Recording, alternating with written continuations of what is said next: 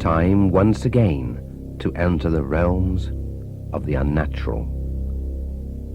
Perhaps one of the most obvious places where someone might expect to see a ghost is in a graveyard or the crypt of a church. I mean, these are the resting places of the dead after all. Well, tonight I'm going to take you to the ruins of an old church somewhere in North Lancashire, into one of the crypts to be precise. This event happened first in 1976 and has happened several times since then, the last time being only 18 months ago. The people that this thing has happened to, 6 in all, have all experienced the same thing, even though they are unknown to each other, so there is no evidence of collusion in any way. The Society for Psychical Research has prepared a report on it, but it has never been published because the owner of the land wishes it not to be. So we must respect his wishes. So, to tonight's story. In 1976, a group of young men and women had had a night out at the local, and on their way home they passed this ruined church. And in a fit of bravado or drink, it was decided to go into it and look around. At first the ladies were reluctant to do so, but they were cajoled into it by the lads. So even though it was private property, they climbed over the fence surrounding the land and entered the ruins. Naturally, as you'd expect, the lads began to fool around and tried to scare the girls by making eerie noises and jumping out of shadows. After a few moments, the girls decided that they'd had enough and said that they were leaving and would wait outside for the lads. Just as one of them turned to leave, she gave a loud scream and disappeared from sight. The lads thought that she was getting her own back and told her that her joke hadn't worked, but there was no reply. And after a few moments they began to feel the first pangs of apprehension, particularly as the other two girls were beginning to get a little hysterical at the disappearance of their friend. So the lads came over to them, and as they did so, one of them also gave a cry and also disappeared. At this point, they discovered the reason for this strange event. Apparently, the roof of the crypt had collapsed, and the two people had fallen down the hole in the floor. So the lad shouted that he had sprained his ankle and couldn't walk, and the girl was stunned by her fall. And the two remaining lads jumped in the hole to get them out. Remember, the area was actually brightly lit by the full moon, so as soon as their eyes had adjusted to the darkness, they could actually see quite a lot. Anyway, as they were helping their friends, one of the girls at the edge of the crypt hole suddenly screamed and said that she could see something near the people.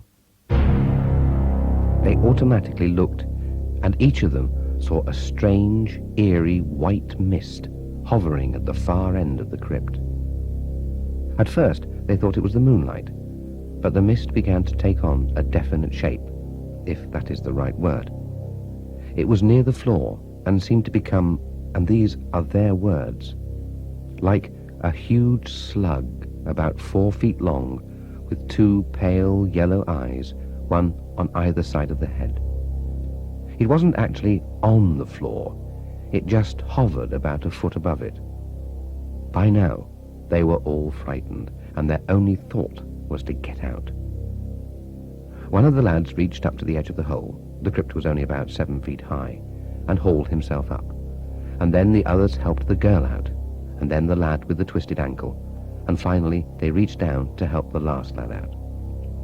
But as they grasped his wrists and started to haul him up, they suddenly felt him being pulled down again. And the lad screamed that he could feel something holding his ankles and pulling downwards. Quite a tussle ensued, and eventually the lad was pulled to safety. But as they lay on the ground getting their breath back, they noticed that this strange slug shape had now appeared by the side of them, and now they could smell the awful stench of rotting vegetation or something equally as nasty. And the fear that they felt was almost tangible. They could almost reach out and touch it. By a great strength of will, they stumbled and fell out of the ruins. And when they'd got onto the other side of the fence, they ran like hell to their car and drove away. The next day, this young man found some strange marks on his ankles. They were livid red and looked like he'd been gripped by something with 3 stubby fingers, and the area was surrounded by very heavy bruising. Interestingly, this young man still has those marks to this day, although they now look like white scar tissue. And there is no hair on them, nor will they tan in the sun. I've seen them, and the skin is absolutely dead with no feeling in it. As these things will, not too long afterwards they related their story in the pub one night, and their mates had a good laugh. But it soon got back to the ears of a member of the Society for Psychical Research, who decided to look into it a little further, even though he suspected that it was probably just the effects of drink and the surroundings. And when he approached the owner of the property for permission to investigate, he was met with derision. Nevertheless, he was allowed to visit the ruins, and the upshot of his work was that he also experienced what the young people had, except that as he had all the right equipment with him, and he had the help of a psychic sensitive, he was able to establish some facts. And he took a remarkable photograph, not of the slug-like thing, but of a strange, luminous trail of some slimy substance which the shape had left. And the medium was adamant that the entity was a created elemental of a particularly nasty disposition. Investigations revealed that the church had been originally the site of a very old church, built some time before the Doomsday Book was written even. It was mentioned there in that book, and over successive centuries the building had been demolished and new churches built on the spot. But in the mid-1700s, during the time of the witch hunts of Lancashire, he found a record which stated that a local hag, who was thought to be a witch, had been finally run to ground in the church, hiding in a crypt. And the record shows that she was accused of conducting infernal compacts with the devil there, was found guilty, and was burned.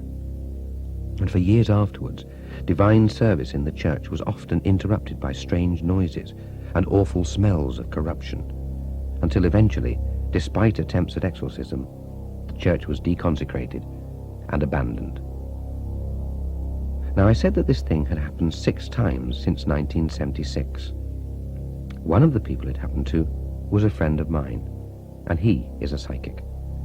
And he told me that the thing which still inhabits the ruins is an elemental of the lowest order, an entity conjured up by someone who either didn't know what they were doing, or who deliberately did it and left it there to guard the spot. Who knows? Whatever the answer, if you are travelling in North Lancashire and you come across the ruins of an old church, beware. You may be awakening something that is best left asleep.